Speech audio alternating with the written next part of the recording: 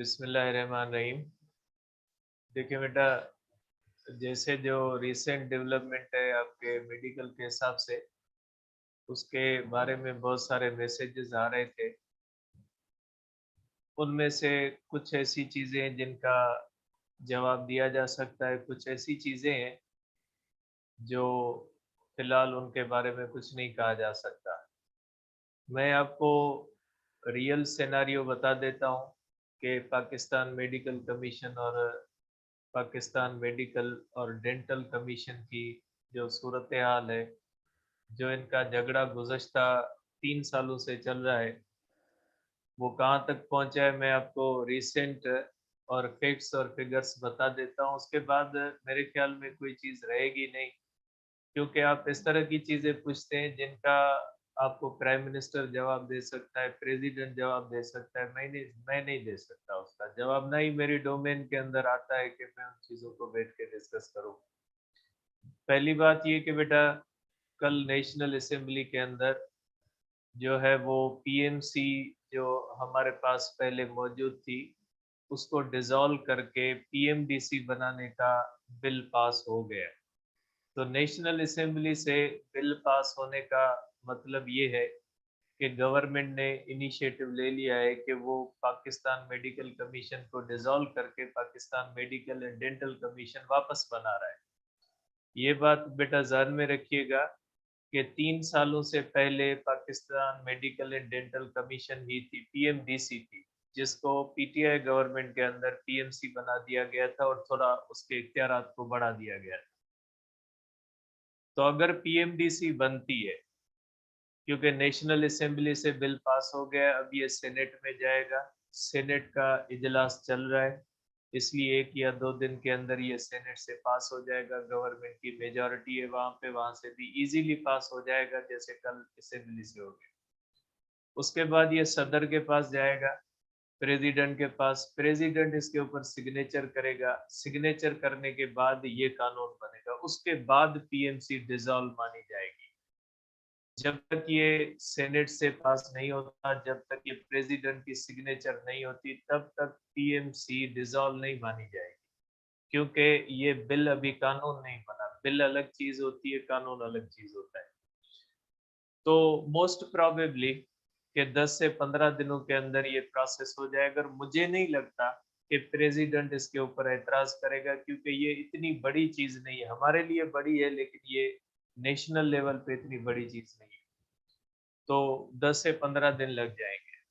तो ये हुई रिसेंट सूरत-ए-हाल। तो अभी से आप ये नहीं समझें कि कोई पीएमसी डिसॉल्व हो गई या पीएमडीसी आ गई, बस काम शुरू हो गया। अब पीएमडीसी बनेगी 15 द 20 दिनों के बाद, मोस्ट प्रोबेबली अगर ज़्यादा से ज़्यादा 1 महीना। उसके बाद पीएमडीसी बनेगी, उसके लोग बैठेंगे, उसके बाद उसका प्रेज़िडेंट, वाइस प्रेज़िडेंट मुकर्रर होगा, उसके बाद उसके इख्तियारात जो हैं होंगे। उसके बाद वो आपकी जो एमडी कैट है, उसका जो है वो फैसला करेंगे कि ये सेम पैटर्न पे होनी चाहिए जैसे चल रही है, या इसका पैटर्न चेंज करना चाहिए। ठीक है? तो मोस्ट प्रोबेबली जो मेरा ज़ाती ख़्याल है कि इस लेवल पे पैटर्न चेंज नहीं करेंगे, पैटर्न सेम रखेंगे। बाकी ये होगा कि हर प्रोविंस को कहा जाएगा कि आप अलग-अलग अपनी टेस्ट लें। तो प्रोविंस अपनी अलग-अलग टेस्ट लेगा, इसके 100% चांसेस लग रहे हैं। बाकी मुझे नहीं लगता कि इस लेवल पे कोई पैटर्न के अंदर तब्दीली आएगी, क्योंकि ये बिल्कुल ऐसा टाइम आ चुका है कि स्टूडेंट 2 सालों से इसी पैटर्न की प्रिपरेशन कर रहे हैं। तो इस तरह से पैटर्न मुझे चेंज होता हुआ नज़र नहीं आता। लेकिन बहरहाल वो कब होगा? तब होगा जब पीएमडीसी के ऑफिशियल्स बैठेंगे, तय होगा। अभी पीएमडीसी नहीं बनी है, अभी पीएमसी को डिसॉल्व करने का बिल सिर्फ़ एक जगह से, नेशनल असेंबली से पास हुआ है। दूसरी बात कि अगर पीएमडीसी बन जाती है, तो टेस्ट का पैटर्न कैसा होगा, ये मैंने आपको बता दिया है। अगर प्रोविंसेस लेते हैं टेस्ट, तो प्रोविंसेस जो टेस्ट लेते हैं, तो सिंध के अंदर वो एनटीएस लेता रहा है पहले, पंजाब के अंदर और बलूचिस्तान के अंदर वो यूएचएस लेता रहा है, और केपीके के अंदर वो केएमयू लेता रहा है। तो केएमयू का पैटर्न थोड़ा मुश्किल है, केपी के अंदर बहुत ज़्यादा जो है वो कॉन्सेप्ट बेस्ड टेस्ट है, ईटीए वगैरह जो उनकी टेस्ट है, बहुत ज़्यादा मुश्किल टेस्ट वो लेता रहा है। यूएचएस का पैटर्न अलग था। यूएचएस का पैटर्न जो रात मैसेजेस में चल रहा है कि बायोलॉजी के 80 हैं, केमिस्ट्री के 60 हैं और फिजिक्स के 40 हैं, इंग्लिश के 20, ये यूएचएस का पैटर्न है, पंजाब का जो बिफोर पीएमसी चल रहा था। और ये पैटर्न पीएमसी में भी 1 साल रहा है। जो फर्स्ट ईयर जो पीएमसी का था उसमें ये पैटर्न था, लेकिन ये पैटर्न यूएचएस का है। एक्चुअली यूएचएस इसको फॉलो करता रहा है पंजाब और बलूचिस्तान के अंदर, क्योंकि बलूचिस्तान की टेस्ट भी यूएचएस लेता है। और उसके बाद सिंध का पैटर्न ये रहा है कि सिंध के अंदर हमेशा एनटीएस ने टेस्ट लिया। एनटीएस का पैटर्न ये होता है कि उसके अंदर 100 क्वेश्चंस होते हैं, जो पहले रहा है। अब नया तो जब आएगा तो पता लगेगा, लेकिन जो पुराना पैटर्न था उसमें 100 क्वेश्चंस थे। 30 जो थे वो फिजिक्स, केमिस्ट्री, बायोलॉजी के 30-30 थे और 10 इंग्लिश के थे। ये जो पैटर्न चल रहा था बिफोर पीएमसी, पीएमसी से पहले, पीएमडीसी के वक्त में, ठीक है, पीएमडीसी के टाइम में ये पैटर्न चल रहा था। तो आखिरी साल में ये इनकी गड़बड़ हुई थी, पीएमसी और पीएमडीसी के, तो पता नहीं लग रहा था कि पैटर्न कौन सा है, लेकिन बहरहाल ये पीएमसी से पहले ये पैटर्न चल रहा था। अब नया पैटर्न कौन-सा होता है, ये तो वक़्त बताएगा, टाइम बताएगा। अब ये जो मैसेजेस के अंदर मुख्तलिफ पैटर्न्स चल रहे होते हैं, इनके ऊपर तवज्जो ना दें। जो फाइनल पैटर्न आएगा वो पीएमसीसी बनने के बाद आएगा। बिल के अंदर पैटर्न नहीं होता, पैटर्न इदारा तय करता है। ये प्रपोज़्ड चीज़ें कि लोग जो चाहते हैं कि एक मेरी जैसे ख्वाहिश हो कि इस तरह से टेस्ट हो, मैं एक मैसेज बना के फैला देता हूँ, तो ये समझे इस तरह की चीज़ें होंगी और बहुत सारी होंगी अभी भी। हर कोई अपने हिसाब से जो है वो चाहेगा कि मेरे हिसाब से टेस्ट सेट हो, तो ऐसे नहीं होगा। एक गवर्नमेंट जो भी तय करेगी हमने उसको फॉलो करना है। तो इसलिए ये ऐसी चीज़ें हैं जो टाइम से बहुत पहले की चीज़ें हैं। और उसके बाद आखिरी बात कि हमने जो पीएमसी की फीस दी है, उसका क्या होगा? बेटा ये तो आपको पीएमसी का प्रेज़िडेंट बता सकता है या इस मुल्क का प्रेज़िडेंट, प्राइम मिनिस्टर बता सकते हैं। मैं कैसे बता सकता हूँ कि ये फ़ी आपको मैं वापस दूँगा? मैंने तो आपसे फ़ी नहीं ली। तो कुछ चीज़ें ऐसी होती हैं, या पासिंग क्राइटेरिया क्या होता है, ये क्या होता है, डिटेल्स आने दें। अब एक मूव होती है और आपको 5 मिनट में सारी डिटेल्स तो नहीं, जो है वो कोई भी इदारा नहीं बता सकता आपको। अभी जो चीज़ बनी ही नहीं, पीएमडीसी बनेगी तो पता लगेगा। इसलिए आप जिस तरीके से पढ़ रहे हैं, उसी तरीके से पढ़ें। आगे जो होगा देखेंगे उस बात को, ठीक है ना? फिर प्रोविंस लेता है, फुल सिलेबस होता है, क्या होता है, ये आने की चीज़ें। अभी आप लोग जिस तरह से पढ़ रहे हैं, उसी तरह से अपना सिस्टम कंटिन्यू करें। कोई बुक्स चेंज नहीं करने, कोई पैटर्न चेंज नहीं करना। आप सब जिस तरह से पढ़ रहे हैं, उसी पैटर्न के अंदर पढ़ते रहें। कोई भी आप मेरा मेरा ज़ाती जो आपको मशवरा है, वो ये है कि आप सोशल मीडिया को 1 हफ़्ते 10 दिन तक छोड़ दें, क्योंकि इसके ऊपर इतनी न्यूज़ चलेंगी कि आप फ्रस्ट्रेट होगे।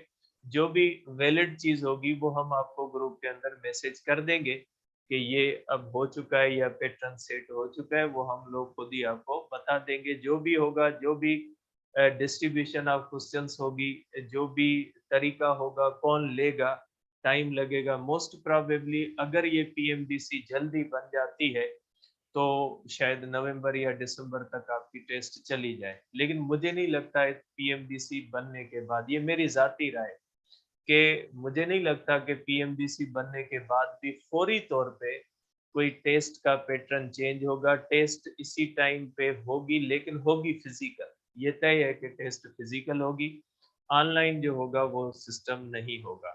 अब 1 दिन के ऊपर टेस्ट होगी, हर प्रोविंस की अलग होगी और एक ही दिन पे पूरे प्रोविंस के अंदर होगी, जैसे पहले होता रहा है। ये कोई इतना बड़ा काम नहीं कि आप समझे कैसे होगी, ये पहले होता रहा है। ये सिर्फ़ 2-3 साल पीएमसी ने तमाशा लगा रखा था, जो ऑनलाइन वगैरह का। इससे पहले होती रही है, फिज़िकल होती रही है, 1 दिन पे होती रही है, एक टाइम पे पूरे प्रोविंस के अंदर होती रही है। ठीक है, और प्रोविंस के अपने बुक से होती रही है, एनटीएस लेता रहा है। एनटीएस अभी भी ले रहा है, पम्स के अंदर ले रहा है, People's University of Medical Health Sciences Nawabshah के अंदर डीपीटी की ले रहा है अभी भी, उसके अंदर भी एनटीएस का पैटर्न 100 क्वेश्चंस वाला है। आगे देखते हैं, वक्त बताएगा कि क्या होता है। एनटीएस ने 200 क्वेश्चन वाली भी एक टेस्ट ली है सिंध के अंदर, तो देखते हैं कि इसका जो है वो आगे क्या पैटर्न होता है। जैसे सेट होगा तब तक आप आराम से सुकून से जो है वो पढ़े बैठ के। देखिए बेटा, कल हमने प्रोजेक्टाइल के बारे में डिस्कस किया था। प्रोजेक्टाइल की अब एक दो इक्वेशंस रहती है, उनको हम इक्वेशंस को डिस्कस करेंगे, उसके बाद अपना जो है वो प्रोजेक्टाइल कंप्लीट हो जाएगा। तो देखिए बेटा, प्रोजेक्टाइल के बारे में कल हमने हाइट और रेंज के बारे में डिस्कस किया था कि हाइट क्या होती है, रेंज सॉरी हाइट और रेंज के दरमियान क्या ताल्लुक होता है, उसके बारे में हमने कल डिस्कस किया था बेटा। आज हम डिस्कस करेंगे बेटा, ठीक है, आज हम डिस्कस करते हैं हाइट और टाइम के दरमियान क्या ताल्लुक है। तो हाइट और टाइम के दरमियान रिलेशन हम देखते हैं बेटा। तो ये हो जाता है बेटा कि relation between height and time to reach maximum height।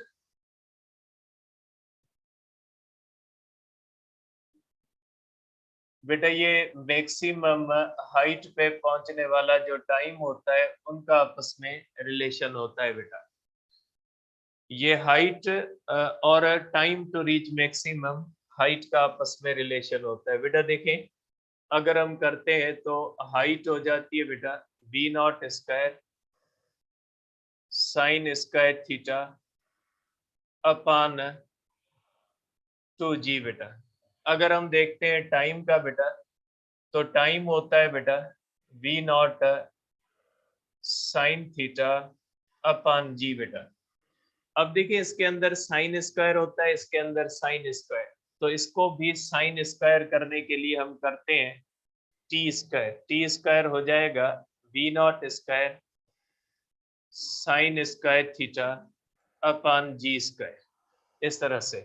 तो height upon time square is equal to हो जाएगा v naught square sine square theta upon 2g divided by v naught square sine square theta upon g square. Cancel हो गया बेटा इस तरह से, जी गया जी में, तो ये हो जाएगा बेटा height upon time square is equal to हमारे पास हो जाएगा बेटा वी नॉट, ये हो जाएगा बेटा 1 अपान सॉरी बेटा जी अपान 2। बेटा ये जी ऊपर चला जाएगा, एक जी बचा बेटा, तो ये होगा जी अपान 2। तो ये इसके दरमियान ये रिलेशन है।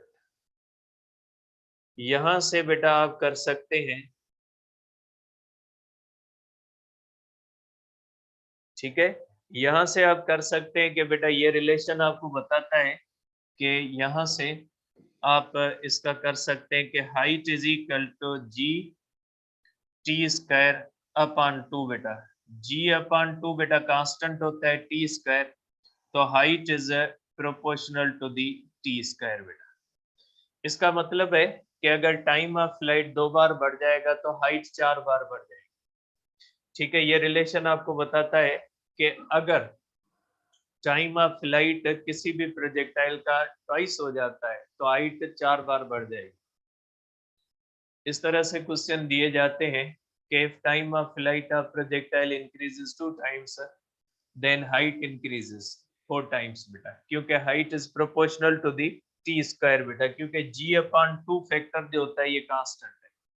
ठीक है, तो अगर टाइम 2 बार बढ़ेगा तो हाइट कितनी बार बढ़ेगी? 4। अगर हाइट 2 बार बढ़ेगी तो टाइम अंडर रेडिकल 2 टाइम्स बढ़ेगा बेटा। इस तरह से आप कर सकते हैं बेटा। अब इसके बाद आप इस तरह भी कर सकते हैं बेटा, relation between height and total time of flight बेटा, टोटल टाइम ऑफ फ्लाइट बेटा, ठीक है। अब इसके दरमियान क्या रिलेशन होता है बेटा, इसका रिलेशन ये हो जाएगा बेटा, हाइट होती है v naught square sine square theta upon 2g बेटा। अब टाइम को डायरेक्ट मैं कर देता हूँ स्क्वायर इज इक्वल टू बेटा 4 v naught square sine square theta upon g square बेटा, इस तरह से हो जाएगा, ठीक है। ये होता है टाइम स्क्वायर। स्क्वायर मैंने क्यों किया है, ताकि वी नॉट स्क्वायर और साइन स्क्वायर आपस में कट जाए। अगर इनको करोगे बेटा, height upon time square is equal to होगा बेटा जी अपान 8। अगर आप इसको इस तरह से करोगे तो height is equal to g upon 8 into t square. आप सेम तरह से कर सकते हैं कि height is directly proportional to the square of the time. Same relation आ जाता है, सिर्फ फर्क ये होता है कि इसके अंदर जो होता है बेटा, ये इस तरह से होता है बेटा, ये इसका हाइट और टोटल टाइम का रिलेशन है आपस में। मुख्तलिफ क्वेश्चंस को आप डायरेक्ट इसके ऊपर सॉल्व कर सकते हैं बेटा, ठीक है। तो ये हमारे पास बेटा जो है वो प्रोजेक्टाइल की थी। अब रेंज और टाइम के दरमियान रिलेशन जो होता है वो लॉजिकल होता है। अगर हम देखते हैं रेंज और टाइम के दरमियान भी रिलेशन वही सेम होता है जो हाइट और टाइम के दरमियान होता है, कि अगर टाइम 2 बार बढ़ जाएगा तो रेंज कितनी बार बढ़ जाएगी, 4 बार बढ़ जाएगी, ठीक है बेटा। कि हाइट और रेंज जो होती है ये आपस में प्रोपोर्शनल है। अगर हाइट बढ़ेगी तो रेंज पे भी असर पड़ता है, इसी तरह से टाइम और रेंज के दरमियान भी प्रोपोर्शनलिटी है। आप कह सकते हैं बेटा इस तरह से कि range of projectile is also proportional. ये बेटा मैथमेटिकली थोड़ा जो है वो प्रूव नहीं किया जा सकता, किया तो जा सकता है लेकिन साइन वगैरह को फिर प्रोडक्ट के अंदर ले जाना पड़ेगा, थोड़ा लंबा प्रोसेस होगा। मैं जस्ट रिजल्ट लिख देता हूँ बेटा। Range of projectile is also proportional to the square of time. Same relation होगा बेटा। अगर कहा जाए कि टाइम डबल हो जाता है, रेंज कितनी बढ़ जाएगी, तो 4 बार बढ़ जाएगी। जिस तरह से ये हाइट और टाइम का रिलेशन आता है, इसी तरह से रेंज और टाइम का रिलेशन होता है, और ये लॉजिकल रिलेशन बनता है बेटा। कि अगर किसी भी प्रोजेक्टाइल की जो होती है वो रेंज जो होती है बेटा, ठीक है, रेंज अगर 2 टाइम्स बढ़ जाती है तो उसका टाइम जो होगा वो अंडर रेडिकल 2 टाइम्स बढ़ जाएगा, ठीक है। तो ये थी बेटा हमारे पास प्रोजेक्टाइल। अब इसके डिफरेंट जो केसेस होते हैं, उन डिफरेंट केसेस की मैं समरी लिखता हूँ, उसके बाद ये टॉपिक अपना प्रोजेक्टाइल का खत्म है। आपके बुक के अंदर प्रोजेक्टाइल की एप्लीकेशन भी लिखी हुई है कि प्रोजेक्टाइल को एथलेटिक्स के अंदर इस्तेमाल किया जाता है। एथलीट्स जो होते हैं जब जंपिंग करते हैं तो किसका जंप बड़ा होगा, उसके लिए भी इसके रूल्स को अप्लाई किया जाता है, क्योंकि 45 डिग्री पे जो भी एथलीट जंप करेगा वो ज़्यादा से ज़्यादा दूर जाएगा। वॉलीबॉल होती है, शूटिंग बॉल होती है, स्क्वैश होते हैं, मुख्तलिफ ये जो टेबल टेनिस होती है या टेनिस होती है, इस तरह से स्क्वैश होती है। इसके अंदर बेटा इसका यूज़ होता है प्रोजेक्टाइल के लास्ट का, क्योंकि उसके अंदर बॉल को थ्रो किया जाता है, तो बॉल को किस एंगल पे कहाँ तक पहुंचाना होता है, तो उसके लिए प्रॉपर ट्रेनिंग दी जाती है प्लेयर्स को कि आप, क्योंकि वहाँ पे बॉल को जब फेंका जाता है तो बॉल जो होता है वो लाइक प्रोजेक्टाइल होता है। अगर आप बॉल को ज़्यादा हाइट दोगे तो ज़्यादा टाइम पीरियड होगा, सामने वाले प्लेयर को ज़्यादा टाइम मिल जाएगा, वो अपनी पोजीशन संभाल लेगा। अगर आपने सामने वाले प्लेयर को टाइम नहीं देना, तो आपने बाल की हाइट कम रखनी है। इस तरह से उनको ट्रेनिंग दी जाती है ताकि वो प्रॉपरली ट्रेंड हो कि किस एंगल पे किस तरह से इनको बाल को हिट करना है, ताकि सामने वाले प्लेयर को संभलने का टाइम न मिल सके। तो इसके अंदर इसकी ट्रेनिंग दी जाती है, बहुत सारे जो है वो प्लेस के अंदर ये इस्तेमाल होता है बेटा। अब आ जाते हैं इनकी, मैं समरी लिखता हूँ कि जो हमारे पास प्रोजेक्टाइल होते हैं उसके हमने सिर्फ 2 केसेस पढ़े हैं। अब दोनों केसेस की मैं एक समरी लिख देता हूँ ताकि आपके ये माइंड में रहे, और उसके साथ मैं तीसरा जो केस भी है वो उसके साथ कंबाइन कर दूंगा बेटा। अब ये बेटा हमने केस 1 पढ़ा था प्रोजेक्टाइल का, ये हमने पढ़ा था बेटा केस 1 प्रोजेक्टाइल का। और केस 1 प्रोजेक्टाइल का क्या था बेटा? केस 1 ये था,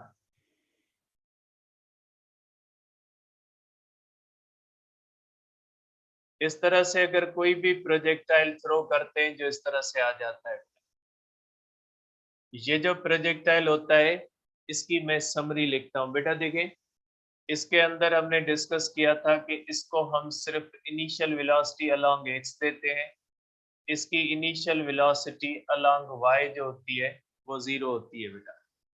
ठीक है, तो इसके बारे में आप लिखोगे बेटा कि इसकी इनिशियल वेलोसिटी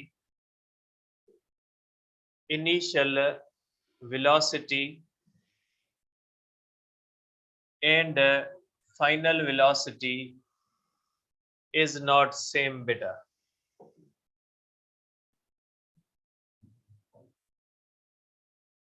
बेटा इसकी इनिशियल वेलोसिटी और फाइनल वेलोसिटी सेम नहीं, क्यों नहीं है सेम बेटा? इसलिए कि इसकी फाइनल वेलोसिटी के अंदर 2 कंपोनेंट्स होते हैं, एक vx होता है और दूसरा vy होता है। vy होता है माइनस जी इंटू टी के बराबर। हमने किया था बेटा, कैलकुलेट मैं नहीं कर रहा, सब चीजें मैंने आपको डिटेल में कैलकुलेट करके बता दी। इसकी इनिशियल वेलोसिटी जो होती है बेटा, इसकी जो इनिशियल वेलोसिटी होती है वो सिर्फ और सिर्फ v नॉट एक्स होती है, जबकि इसकी जो फाइनल वेलोसिटी होती है बेटा उसके 2 कंपोनेंट होते हैं, v नॉट एक्स स्क्वायर। ठीक है बेटा, ये जो फाइनल वेलोसिटी होती है बेटा उसमें v एक्स स्क्वायर होता है प्लस v वाई स्क्वायर होता है। तो फाइनल वेलोसिटी जो इसकी होती है उसके अंदर v x square plus minus g into t whole square, इसकी फाइनल वेलोसिटी इस तरह से निकालते हैं। ठीक है, क्योंकि इसकी इनिशियल वेलोसिटी के अंदर सिर्फ हॉरिजॉन्टल कंपोनेंट होता है, हमने डिस्कस किया था कि ग्रेविटी इसको वर्टिकल कंपोनेंट दे देती है, तो फाइनल और इनिशियल वेलोसिटी सेम नहीं होती बेटा। इसकी kinetic energy initial is not equal to kinetic energy final बेटा। यहाँ पे इसकी काइनेटिक एनर्जी इनिशियल होती है और यहाँ पे इसकी काइनेटिक एनर्जी फाइनल होती है। जब वेलोसिटी सेम नहीं है तो इतना तो आप समझते हो कि काइनेटिक एनर्जी भी सेम नहीं होगी। इसकी इनिशियल एंगल ऑफ थ्रो बेटा 0 होती है और इसकी फाइनल एंगल जो होती है बेटा 0 नहीं होती। ठीक है, ये एंगल 0 नहीं होती बेटा, इसलिए इसकी एंगल इनिशियल एंगल और फाइनल एंगल भी सेम नहीं होती। तो ये प्रोजेक्टाइल इसकी बेटा इस तरह से होती है। अब अगर इसकी रेंज आप कैलकुलेट करें तो बेटा इसका टाइम ऑफ फ्लाइट होता है बेटा, इसका टाइम ऑफ फ्लाइट होता है बेटा टी जो होता है is equal to under radical 2h upon g होता है बेटा। इसका यहाँ से लेकर यहाँ तक टाइम ऑफ फ्लाइट होता है under radical 2h upon g. और इसकी रेंज जो होती है बेटा, इसकी रेंज होती है r is equal to v not x into t, v not under radical 2h upon g बेटा। तो ये होता है इसके रेंज का फार्मूला बेटा। इसकी रेंज को आप इस तरह से फाइंड कर सकते हैं, v not x under radical 2h upon g, और इसके टाइम ऑफ फ्लाइट को इस तरह से कैलकुलेट कर सकते हैं। सेकंड केस है बेटा, इस केस की ये चीजें मैंने वहां पे नहीं लिखी थी इसलिए यहाँ पे लिखनी है बेटा। ये केस जब मैंने आपको पढ़ाया था तो ये चीज आपको नहीं बताई थी और ये चीजें नहीं बताई थी, इसलिए मैंने यहाँ पे लिख दी है। ठीक है, कि इसका टाइम ऑफ फ्लाइट क्या होगा, इसकी इनिशियल और फाइनल काइनेटिक एनर्जीज क्या होगी, ये मैंने लिख दी है बेटा। अब सेकंड केस है बेटा, केस 2 हमने जो 2-3 दिनों से पढ़ रहे थे, जनरल केस बेटा। ये 2 दिनों से हम पढ़ रहे थे बेटा जनरल केस। ठीक है, इस केस की बहुत सारी चीजें हमने पढ़ी है और ये इस तरह से होता है बेटा। ये इस तरह से होता है बेटा, ये वाला केस। अब इसकी initial kinetic energy, final kinetic energy, initial angle, final angle 45 पे क्या होता है, ये सब चीजें मैंने आपको लिखवा दी है। जस्ट मैं फार्मूले लिख रहा हूँ बेटा। इसका टाइम जो होता है बेटा, ये हो जाता है v not sine theta upon g बेटा। इसका टोटल टाइम होता है बेटा 2v0 साइन थीटा अपॉन जी। इसकी हाइट होती है v0 square sine square theta upon 2g। इसकी रेंज हो जाती है जो है वो हमारे पास v0 square sine 2 theta upon g बेटा। इसकी ये इक्वेशंस हो गई बेटा। अब इसके अंदर भी एक फाइनल अगर वेलोसिटी अब निकालना चाहें तो जो इनिशियल होती है वही फाइनल होती है। अब तीसरा केस आपको मैंने बताया नहीं, असल में बताना आज आपको सिर्फ तीसरा केस है कि उसको कैसे डील करोगे बेटा, प्रोजेक्टाइल को। केस 3 होता है बेटा। ठीक है, केस 3 कॉम्बिनेशन होता है केस 1 और 2 दोनों का बेटा। इसको थोड़ा देखिएगा, कोई फार्मूला नया इस्तेमाल नहीं होगा, फार्मूले सेम इस्तेमाल होंगे, कोई डेरिवेशन नहीं है। बट ये जो केस है, ये केस कॉम्बिनेशन ऑफ केस 1 और 2 होते हैं बेटा। अगर कोई प्रोजेक्टाइल है बेटा, वो यहाँ पे इस तरह से थ्रो किया जाता है बेटा, और वो इस तरह से आके बेटा गिरता है। ये वाला प्रोजेक्टाइल है बेटा। ये जो प्रोजेक्टाइल है, ये प्रोजेक्टाइल बेटा जो होता है, ये केस 3 के अंदर आता है। और ये प्रोजेक्टाइल जो होता है, ये कॉम्बिनेशन होता है केस 1 और 2 की। केस 1 और 2 को मिला के अगर हम बनाएंगे तो ये बनेगा बेटा। अब ये जो होता है बेटा, इसकी ये होती है हाइट। ठीक है बेटा, ये हाइट जो होती है, इसके हाइट के होते हैं 2 हिस्से बेटा। ये हिस्सा हाइट h1 कहलाता है और ये हिस्सा हाइट h2 कहलाता है बेटा। ये जो हिस्सा होगा बेटा, ये h2 कहलाएगा और ये हिस्सा h1 कहलाएगा। अब इस प्रोजेक्टाइल को जब यहाँ से हम थ्रो करते हैं बेटा, तो ये इसकी इनिशियल वेलोसिटी होती है। इनिशियल वेलोसिटी के दोनों कंपोनेंट होते हैं, v नॉट x भी होता है और v नॉट y भी होता है बेटा। ठीक है, ये प्रोजेक्टाइल भी जब हाईएस्ट पॉइंट पे पहुंचता है तो इसको सिर्फ vx होती है बेटा, इसको सिर्फ vx होती है, जबकि इसकी vy यहाँ पे 0 हो जाती है बेटा। और यहाँ से लेकर यहाँ तक पहुंचने का टाइम इसका t1 होता है और यहाँ से लेकर यहाँ तक गिरने का इसका टाइम t2 होता है बेटा, इस तरह से। ठीक है, तो ये हो गया बेटा केस 3 बेटा। अब इसके ऊपर मैं 2 पोजीशन मार्क करता हूं जो इंपॉर्टेंट है।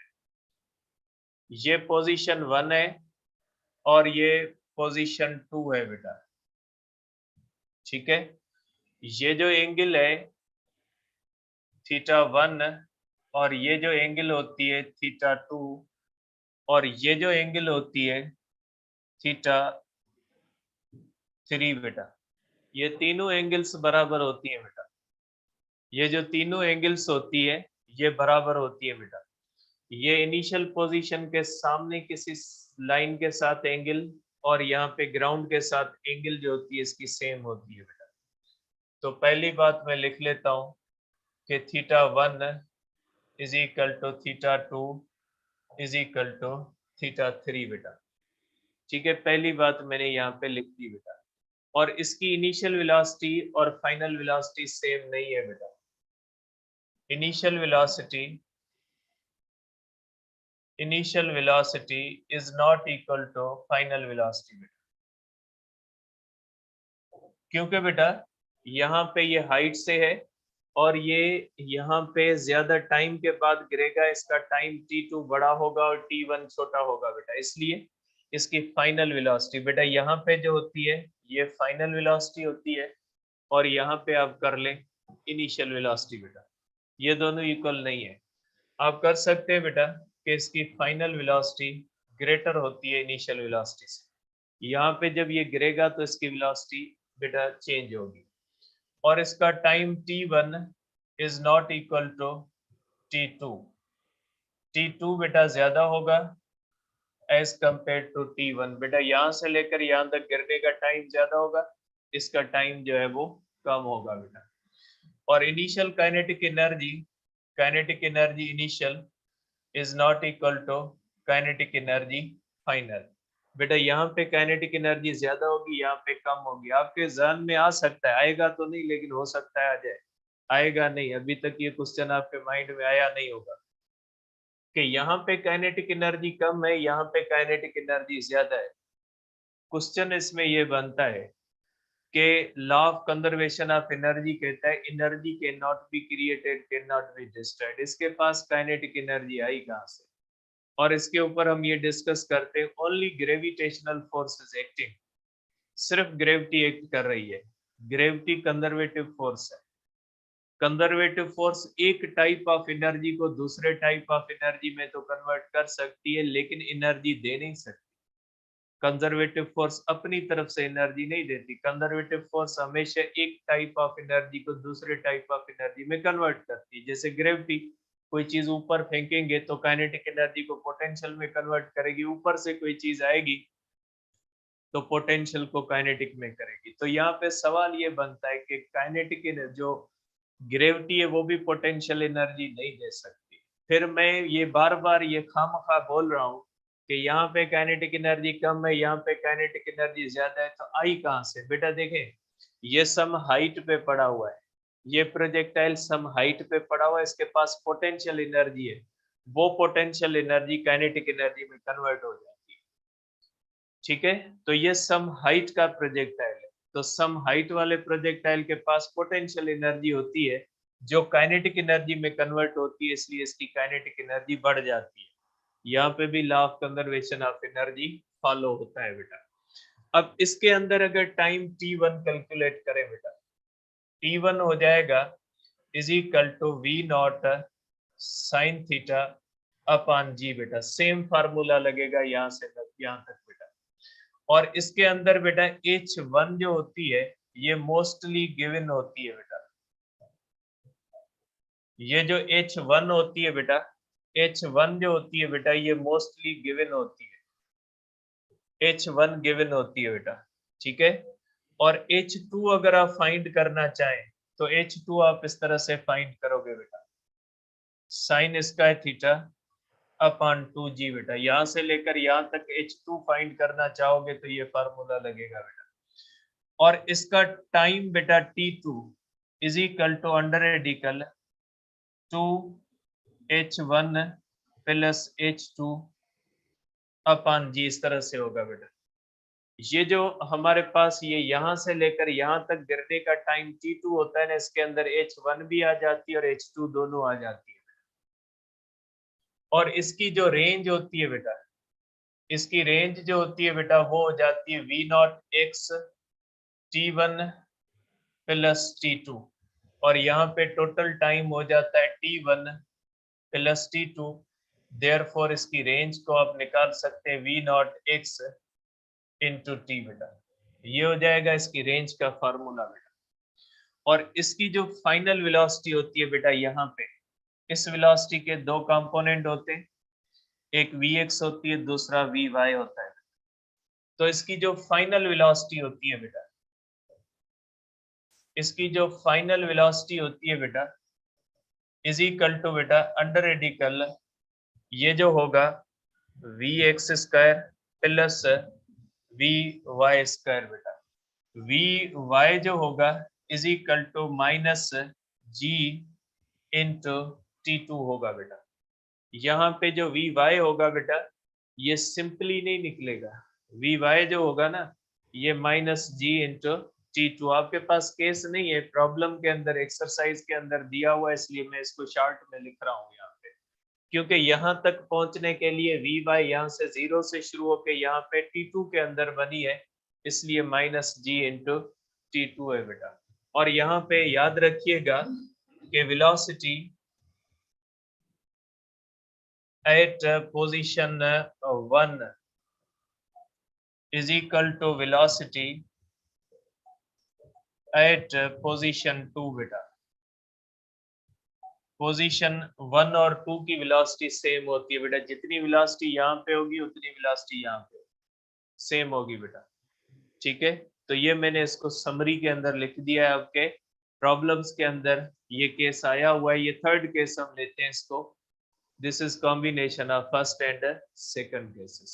ठीक है बेटा, प्रोजेक्टाइल आपका कंप्लीट है बेटा। ठीक है, अब कल से तो आपके एग्जाम है।